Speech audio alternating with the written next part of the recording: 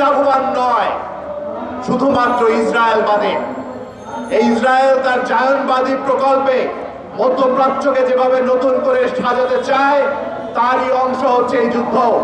একদিকে যেমন দেখা যাবে যে প্যালেস্তাইনে আক্রমণ চলে যেভাবে শিশুদের হত্যা করা হয়, ঠিক একইভাবে ইরানে শিশুদের হত্যা করা হচ্ছে। এবং আজকে এর প্রতিক্রিয়ায় সারা মধ্যপ্রাচ্য জুড়ে এই আগুন ছড়িয়ে পড়েছে।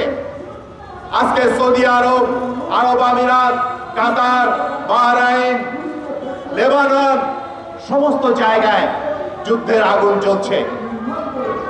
এর ফলাফল কি?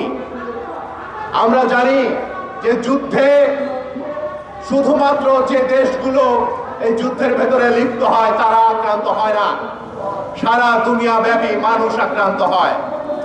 সারা দুনিয়া ব্যাপী আজকে সমস্ত ধরনের মানুষের উপরে আজকে নতুন করে এক ধরনের সংকট আসলে চেপে বসবে।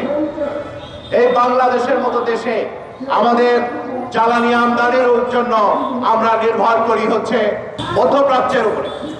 এই মধ্যপ্রাচ্য থেকে আমাদের যে জ্বালানি আসে, সেই জ্বালানির উপরে একটা বিরাট চাপ পড়বে।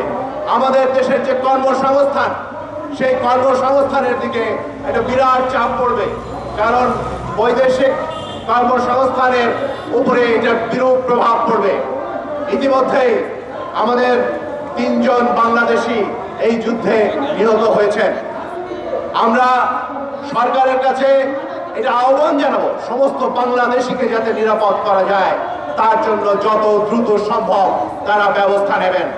আমরা সরকারের কাছে আহ্বান জানাবো, এই অন্যায় যুদ্ধ যাতে চলতে না পারে, এই যুদ্ধ যাতে অবিলম্বে বন্ধ হয়, বিশ্ব শান্তি যাতে এবং প্রতিষ্ঠিত হয়, স্থিতিশীলতা যাতে জারি থাকে, তার জন্য সারা দুনিয়ার যে সমস্ত আমাদের মিত্র শক্তি আছে, বন্ধু দেশ আছে, সকলকে নিয়ে আমরা একটা আন্তর্জাতিকভাবে শান্তির জন্য অবিলম্বে এই যুদ্ধ বন্ধের জন্য তারা প্রচেষ্টা চালাবেন।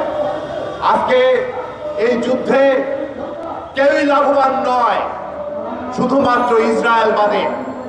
এই ইসরায়েল তার জায়নবাদী প্রকল্পে মধ্যপ্রাচ্যকে যেভাবে নতুন করে সাজাতে চায়, তারই অংশ হচ্ছে এই যুদ্ধ। এই যুদ্ধের এইবার টার্গেট ইরান, এরপরে হয়তো টার্গেট অন্য কেউ হবে। ফলে পুরো মধ্যপ্রাচ্যের মানচিত্র বদলে ফেলা ইসরায়েলি যে প্রকল্প, সেই প্রকল্পের বিরুদ্ধে আমরা দাঁড়িয়েছি এবং একই সঙ্গে আমরা বিশ্ব শান্তি এবং সৌহার্দ্যের পক্ষে দাঁড়িয়েছি। সারা দুনিয়ার নিপীড়িত মানুষের জন্য আমাদের লড়াই, এই লড়াই অব্যাহত থাকবে। এবং আমরা এমন একটা সময়ে এসে বসবাস করছি যখন বাংলাদেশের অর্থনীতি অত্যন্ত ভঙ্গুর অবস্থায় আছে। এই ভঙ্গুর অর্থনীতিকে যদি আমাদের পুনরুদ্ধার করতে হয়, তাহলে এই যুদ্ধের তামামা আর আমরা সহ্য করতে পারি না, এই যুদ্ধকে বেশি দিন চলতে দিতে পারি না। সেটার জন্য আমাদের রাষ্ট্রীয় উদ্যোগ জরুরি। বন্ধুগণ, আজকে আমরা এইখানে খুব বড় কোনো সমাবেশ করছি না, আমরা একটা প্রতিবাদ মিছিল করার উদ্দেশ্যে এবং এই যে আজকে ইরানের জনগণ সহ সারা দুনিয়ার নিপীড়িত জনগণের পাশে দাঁড়ানোর জন্যই আমরা এখানে দাঁড়িয়েছি।